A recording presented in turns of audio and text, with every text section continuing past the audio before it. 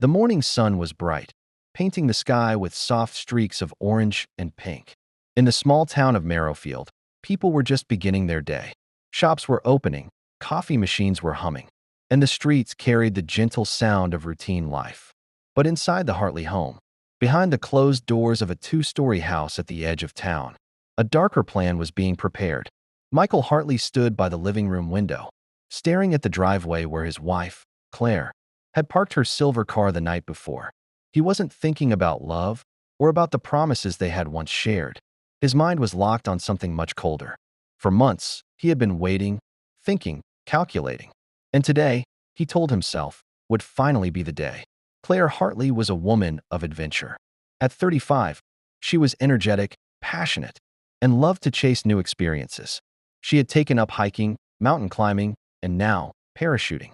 What had started as a birthday gift from her friends, a skydiving lesson, had quickly turned into a hobby. Claire loved the thrill of the jump, the rush of air, and the quiet glide when the parachute opened. To her, it was freedom. But to Michael, it was an opportunity. Michael had grown tired of his wife years ago. At first, he thought it was just boredom, the way people sometimes drift apart. But it had grown into bitterness, then hatred. Claire's successes only made it worse. She was well-liked in town, praised for her bravery and kindness, while Michael was overlooked, treated as the quiet man who lived in her shadow. That stung his pride. He wanted out of the marriage, but he also wanted her gone, for good. Divorce would be messy, expensive, and public. Murder, he thought, would be cleaner, if done right. For weeks, he had studied parachutes. He read manuals, watched videos, even visited Claire's instructor pretending to be interested in lessons. What he wanted to know was simple: how to make sure a parachute failed, without raising suspicion. After endless research, he learned that tampering with the reserve chute, the backup every jumper carried, was the key. If both chutes failed, people would think it was an accident. Just another tragic skydiving story. That morning, while Claire was still asleep, Michael crept into the garage where she kept her parachute bag. He opened it carefully, his hands trembling but his mind steady. He worked slowly, loosening straps, cutting through a few cords that would never hold under pressure, and folding the chute in a way that looked fine to the eye, but would twist into useless knots in the air. He even handled the reserve parachute, slipping in tiny cuts so it would tear instantly. He had studied enough to know the chances of survival would be almost zero. When he finished, he sealed the bag, placed it back where she kept it, and returned to the kitchen. His heart was racing, but his face was calm. He poured himself a cup of coffee and sat at the table, waiting for her to wake. Around 8 a.m., Claire came down the stairs with a wide smile, her dark hair tied back and her eyes shining with excitement. "Big day today," she said, grabbing a piece of toast. "The group is going out to the jump site.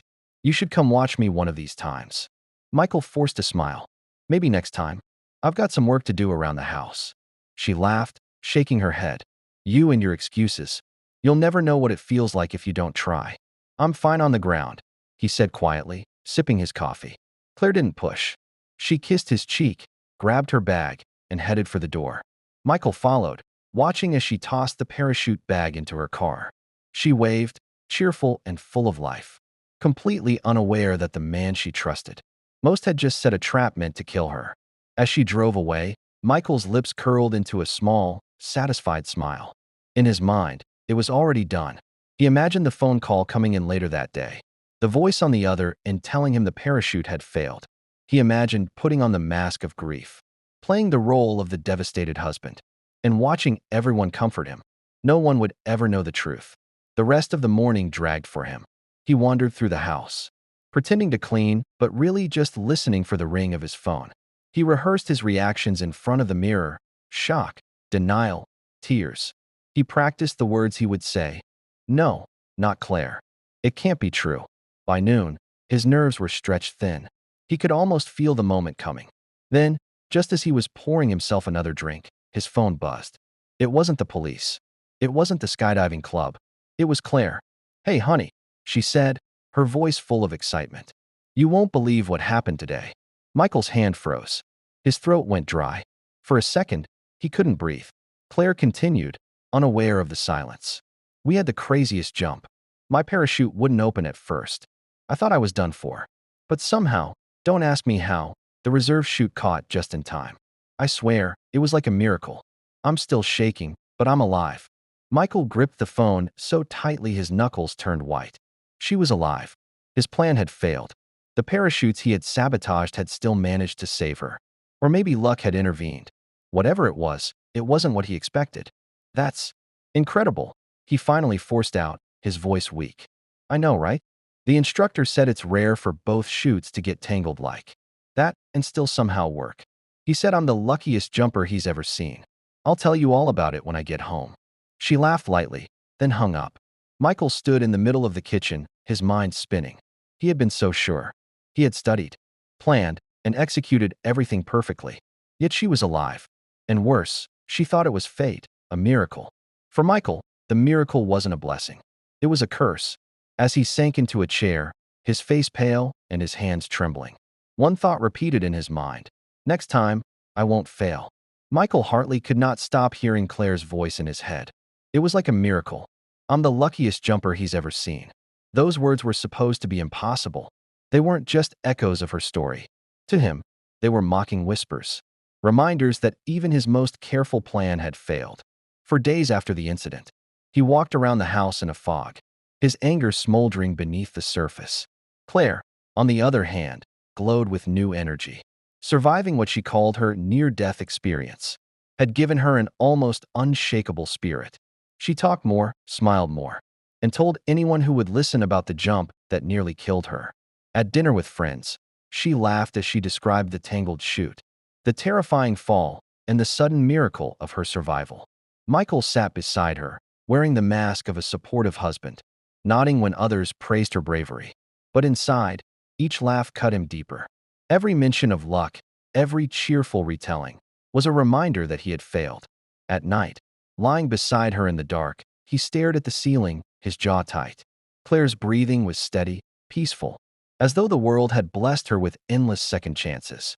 He turned his head and studied her face, illuminated by faint moonlight slipping through the blinds. She looked so calm, so untouchable, that only fueled his resentment. This isn't over, he whispered to himself one night. His heart pounded as he silently vowed that he would not allow her to keep slipping from his grasp. The following week, Claire grew busier with her skydiving group. They met for training, planned weekend trips, and even talked about traveling to other states for higher, more challenging jumps. Michael listened, his bitterness deepening. Every trip, every jump, was another chance for her to shine, and another chance for him to turn that shine into darkness. But he knew one thing clearly now. He couldn't make the same mistake twice. Sabotaging the chute had been too risky. Somehow, fate, or something else, had saved her. If he tried the same trick again, people might notice the pattern. He needed something different, something smarter. So he started watching her more closely. He studied her routines, her habits, her careless moments. He noted when she left her bag unzipped, when she left her keys in the car, when she stayed late with her friends. Each observation was another piece in the puzzle of her vulnerability. Yet even as he studied, a new problem grew. Claire seemed to sense his distance. One evening, as they sat in the living room, she reading a magazine, he staring blankly at the TV. She lowered the pages and looked at him. "Michael," she said softly, "what's wrong with you lately? You've been quiet, colder than usual." He forced a smile. "Just tired. Work's been a lot." She tilted her head, her eyes searching his face. "No, it's not just work. You look like you're carrying something heavy. You barely talk to me anymore." For a moment, he almost snapped, almost let the venom slip. But instead, he shook his head and muttered, "I'm fine. Don't worry about it." Claire reached over, touched his hand, and gave him a smile. "Well, whatever it is, I hope you tell me one day. I want us to be okay, Michael." He nodded, but his heart was stone. He had no intention of telling her the truth. The turning point came 2 weeks later. Claire announced at breakfast that her skydiving group was planning a special event, an evening jump over the cliffs near Ridgeview, a scenic spot about 40 miles away. "It's going to be incredible," she said, her eyes shining. "We'll jump at sunset, with the cliffs and the ocean below us." "I've already signed up." Michael froze with his coffee halfway to his lips. The cliffs, the ocean, remote, dangerous terrain. An idea formed in his mind like lightning. If something happened there, if she slipped or fell or vanished, There would be little chance of recovery, little chance of proof. That sounds risky, he said carefully. Claire laughed. That's the point. It's safe enough with the instructors. Don't worry. You should come watch. The view will be worth it. Michael hesitated, then nodded. Maybe I will this time. She raised her eyebrows in surprise. Really? That would be great. You never come to these things. Inside, his decision was already made. If she was going to jump at Ridgeview, he would be there, not to watch, but to make sure the jump became her last. The following days, he prepared. This time, he didn't touch the parachutes. That method had failed him once. Instead, he thought of the cliffs themselves. They were steep, jagged, and dangerous. The landing zone was narrow, with sharp rocks at the edges. If Claire drifted just slightly off course, she could be torn apart by stone or swallowed by the waves below. Michael studied maps, watched videos of past jumps at Ridgeview, and even drove there secretly to walk along the cliffs. The air smelled of salt and seaweed. The waves crashed below with a sound like distant thunder, and the ground crumbled easily beneath his shoes. This is it, he whispered, standing at the edge, staring down at the black water. This is where it will end. His plan was simple. During the event, when everyone was distracted with preparations, he would tamper not with the parachutes, but with Claire herself. A shove near the edge, a slip of the foot, and she would fall before she even had the chance to jump. The chaos, the shock, the witnesses, it would look like an accident. That night, lying in bed beside her, he felt strangely calm. For the first time since his failure, he believed success was close. Claire murmured in her sleep, turning toward him, her face soft and trusting. He watched her, his eyes cold, and whispered, "Tomorrow, it's over." The day of the Ridgeview jump arrived with perfect weather. The sky was clear, the wind gentle, and the sun began its slow descent toward the horizon. The group gathered near the cliff, their colorful parachute bags lined up, their laughter carrying in the sea breeze. Michael stayed close, pretending to be a supportive husband, but his heart beat with ruthless purpose. He scanned the cliff's edge, measured the distance, and waited for the right moment. Claire stood a few feet away, adjusting her gear, her smile wide as she chatted with a friend. She looked over at him, waving happily, unaware of the storm in his mind. Michael's breath quickened. The moment was near. The cliffs of Ridgeview glowed gold beneath the evening sun. The sea crashed below in restless rhythm, the air carrying the scent of salt and the faint sting of spray. The skydiving group buzzed with excitement, laughter rising above the roar of the waves. They were ready to leap into the sunset, eager to tell their stories later about how they flew above the sea like birds. Michael Hartley stood among them, silent and watchful. He kept his hands in his pockets, his eyes fixed on Claire. She was radiant, chatting with two friends as she adjusted the straps of her parachute bag. Her hair shone in the sun, her cheeks flushed with energy. To everyone else, she looked like a woman living her best life. To Michael, she looked like prey that didn't yet know it was being hunted. He had thought through the plan again and again. The cliffs were steep, the edges unstable. One push, one slip, and she would fall long before the parachute could save her. The rocks would finish the work the sky hadn't. And with so many witnesses, no one would ever suspect him. People would assume it was just a tragic accident. Another story of nature claiming someone too bold. But now that he stood there, close enough to hear her laugh, he felt something else. Tension. His palms itched with sweat. His chest rose and fell faster than it should. The plan was simple, yet the weight of what he was about to do pressed heavy on his shoulders. He looked at Claire's friends and instructors, all busy preparing their gear, and knew the window was small. Once she stepped back from the cliff, strapped and ready, the chance would be gone. Claire noticed his stare and waved. "You okay, Michael? You look nervous," she called, grinning. He forced a smile. "Just making sure you don't fall before you even jump," he said, hiding the cruel edge of truth behind his words. She laughed. "Don't worry about me. I'm tougher than I look." Those words stabbed at him. Tougher than she looks. She had survived his sabotage once. Now she stood at the cliff's edge, glowing with the confidence of someone who believed nothing could touch her. Michael clenched his fists. "We'll see." The group leader, a tall man named Jonas, clapped his hands to get attention. "All right, folks, pair up and check your gear. Remember, tonight's about control. The wind near the cliffs can push you off course, so stay alert. Safety first." Everyone nodded, adjusting their straps and tightening buckles. Claire crouched down to double-check her chute, her back turned toward Michael. The cliff edge was less than 3 feet from where she knelt. The loose rocks there shifted whenever someone stepped too close. Michael's pulse hammered. This was the moment. No one was watching him. Claire was vulnerable. If he just walked over casually, pretended to help, and gave the smallest push, she would tumble backward into the void. By the time anyone reacted, it would be too late.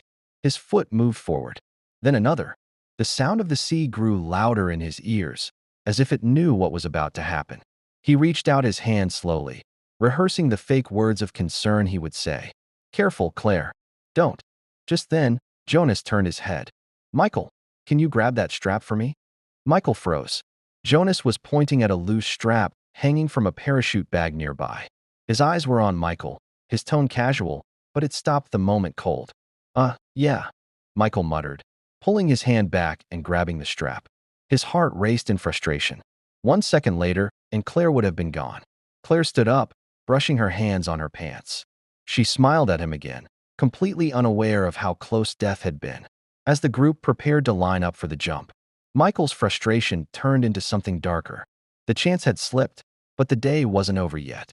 He followed the group as they moved closer to the jumping point. The wind was stronger there, whipping at hair and clothes. The ocean below looked endless, swallowing the horizon. Claire stepped up with her friend Leah, both laughing as they adjusted each other's straps. Michael stayed close, his eyes darting between the ground, the cliffs, and the group's distracted faces. He told himself he had to act soon. But just as they reached the final lineup spot, something unexpected happened. Claire turned and walked over to him. "Michael," she said softly, so only he could hear. "Thank you for coming today. It means a lot." He blinked, startled by the sincerity in her eyes. For a brief moment, his resolve faltered. She looked so alive, so trusting. Her hand rested lightly on his arm, her smile tender. Then she added, "You know, I was terrified after my last jump. I thought maybe I'd quit. But knowing you're here today, watching me, it gives me courage. I feel safe." Safe. The word twisted like a knife in his gut. She thought he was her protector, when in truth, he was her enemy. Rage surged in him, burning away the hesitation. "You'll be fine," he said flatly, stepping back. Claire nodded and rejoined her group. The jumps began. One by one, the divers leapt into the air, their parachutes opening like flowers against the sky. Gasps and cheers filled the air as the group descended gracefully toward the narrow landing zone below. Then it was Claire's turn. She stepped forward, her face glowing with excitement. She glanced back at Michael one last time, raising her hand in a playful wave. Michael's heart pounded. This was it, the final chance. If she jumped now, untouched, she might survive again. But if he acted in the split second before her leap, if he gave her one last shove, just enough to throw her off balance. He moved closer, timing his steps with hers. She crouched slightly, ready to spring. The instructor shouted, "Go!" Claire leapt. Michael lunged forward, his hand brushing her shoulder. He had meant to shove her, but the timing was off. Instead of falling backward into the rocks, she stumbled sideways midair. The crowd gasped as her body twisted, the chute fumbling to open. For a terrifying moment, it looked like she was doomed. Then, by some impossible stroke of luck, the chute snapped open at the last second, catching the wind and pulling her upright. She spun wildly but stabilized, gliding shakily toward the landing zone. Michael froze at the edge of the cliff, his hand still outstretched. His chest heaved, his face pale. Around him, people cheered and clapped at her recovery, shouting about how incredible it was. "Incredible save," Jonas yelled. "I thought she was gone for sure." Michael couldn't move. His push had failed. Again, when Claire finally landed, shaken but alive, she looked up at the cliff where Michael stood. She raised both arms in triumph, her laughter echoing across the cliffs. To everyone else, it was a moment of survival, another miracle. But to Michael, it was a nightmare. Twice he had tried.